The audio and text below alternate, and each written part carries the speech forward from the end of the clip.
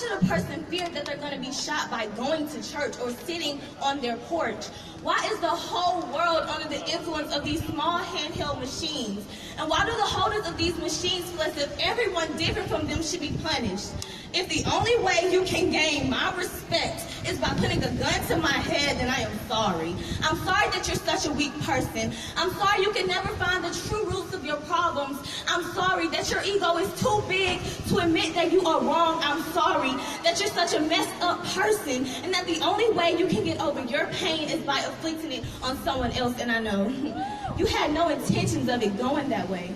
But what I don't understand is how you pulling the trigger was a mistake. At what point did you realize your fate? I bet the fact that you were going to be locked up for years really hit you with a bang. Shots fired.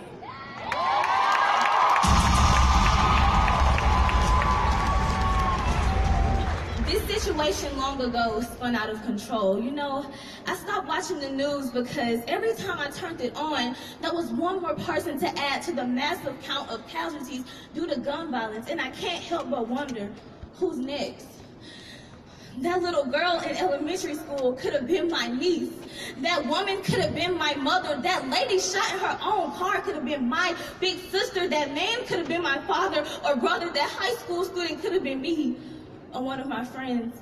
Not knowing that that day will be their very end. This is affecting our youth. The sight of my niece's body being closed in a casket causes me to break down. For every time it is brought up, I am brought to tears. The idea of me preparing my sister's body to be buried because somebody else's baggage was too heavy for them to carry brings me great anguish, because the way this is going, I see that that can come faster than I think.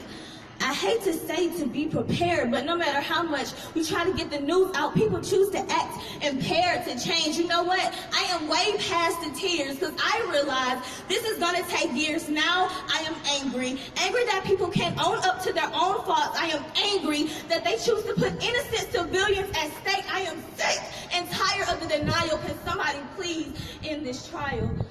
So I say, be prepared, because I guess we all got to go one day. Shots fired. I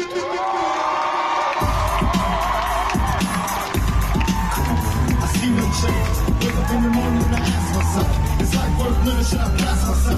I'm tired of being born, even worse, I'm black. My stomach hurts, so I'm looking for a purpose to snatch. Cops give a damn about a need, bro. Pull a trigger, kill him, he's a heat, bro. Get it to the kids. Let's hear it one more time for Rachel G. Give her a big, big, big round of applause.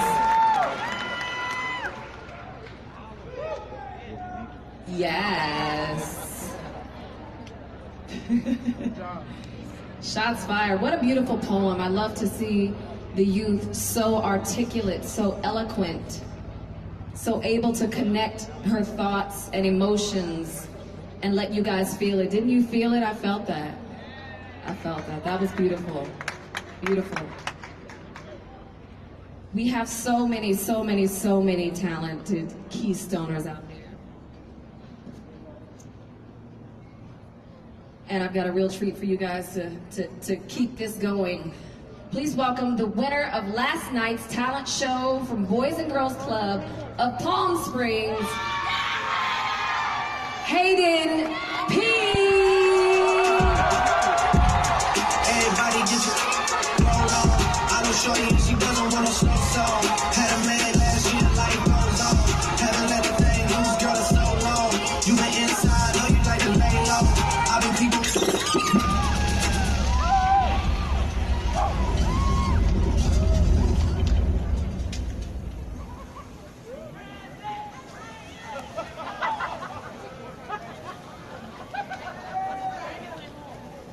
You want us to switch? Hello? Alright, let's get the show on the road. So, this act is called How to Get Girls. I'm just gonna tell you some stories from my life and take notes if you want to be as irresistible as all of this. Now, I know what you might be thinking. Wait, Hayden, haven't you been rejected by every girl you ever asked out? But there's a reason for that. They were intimidated. Oh, dang. Oh man, this is so awkward. I'm wearing the exact same shirt as that guy over there. Parents seem to like me, in my experience, so, that's a nice boost to my self-esteem. I think parents like me because they know I'm not a threat to their child. Like, when I hang out with my friends, my mom will sometimes ask, they're not peer pressuring you, right? They're not making you do something you don't want to do, which is a nice concern, but completely unnecessary. My friends and I are the most boring, docile people you have ever met. We have no energy or money, so not only do we not do bad things, we don't do things, period. We talk about doing things, and then we don't. I'm not making this up. I was very upset about it, very petty about it. I planned to go see Coco with some friends. Amazing movie. I cried during it. 10 minutes before the movie was about to start, 3 people canceled.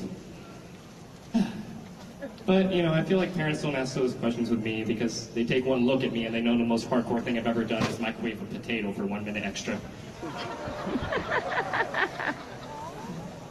Yeah, romanticism, it runs in the family. My brother having our fiery Polaine blood, my last name is Polaine, by the way, is French for horse. His now wife said she liked lizards, so we decided to go to the pet store to buy her one. On the way in, this shorter than average man with red hair and a matching beard, he was selling us on this ball snake. For those of you who don't know what a ball snake is, imagine a snake curled up in a ball. So he takes the snake out of the cage, he's holding up to his face, trying to show how friendly he is, giving it kisses, and the snake lunges at his face, and he goes, oh, I'm so sorry, baby. I'm so sorry, are you okay? So, what would you like to get? So we got our lizard and got out. Did you hear about the joke that didn't get a laugh? I guess some of you have. Yeah, the girls, they just can't resist this. I assume it has to do with my scrawny figure and my wrists that are thinner than a 4th grader's. I remember 5th grade, we went to science camp where we did nothing scientific, but they had good food, so I'm calling that a good experience. When I came back though, this girl messaged me on Facebook saying, and I quote, "Hey boo." I say, "Who is this?" She said, "I sat next to you at the lunch tables during science camp." I guess the food was so good I forgot. Because I check her profile, I look at her pictures, do not know who she is, but I do what a normal person does when somebody clearly recognizes you and you have no idea who they are. I played it off. Like, "Oh, hey, how's it been? Good to see you again, chilling." Eventually, she asked me, "What do I think?" I said, "What do you mean?" She said, "About her looks." And I want to say, she was a very pretty girl, but I know a gentleman is not supposed to care about looks. So I said, "Looks don't matter."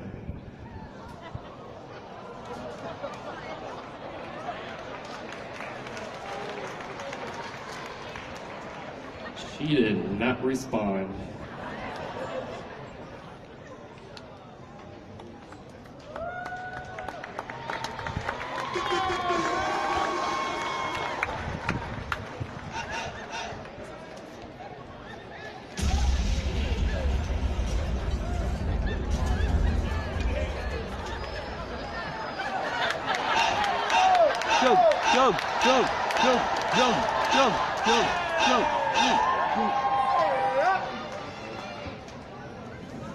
I feel like people are starting to doubt the smoothness of all of this. So let me tell you the story of my first crush, Haley Larison. Now, this was back in 1st grade, so it was actually more like this. But see, Haley, I liked her starting then, and did next to nothing different to show it. Come Christmas time, when we get into our little choirs where we all sing terribly, I asked the person next to Haley, can I switch with them? So I could still do nothing, but closer to her. She heard this, and during recess, she asked me why I said that. And I went,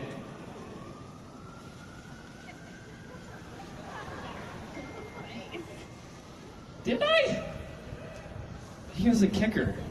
Her bestie Kaylee comes up to me the next day and says, "You know Haley likes you, right?" I got the biggest stride of my step, let me tell you. But here's the thing. I still didn't make a move, because I thought she might say no. It's amazing the self-doubt in a first grader. Skip ahead a few years to 4th grade. I'm going to Cielo Vista next year. Represent. None of you even know where Cielo Vista is. That is fake cheers. So, my plan was, last day of school, I was going to come with my Calico Ghost Town mood ring from a field trip. I was going to walk up to her and say, you know, I don't know if these things work, but if they do, purple means love. I go to school on the last day, and she is absent.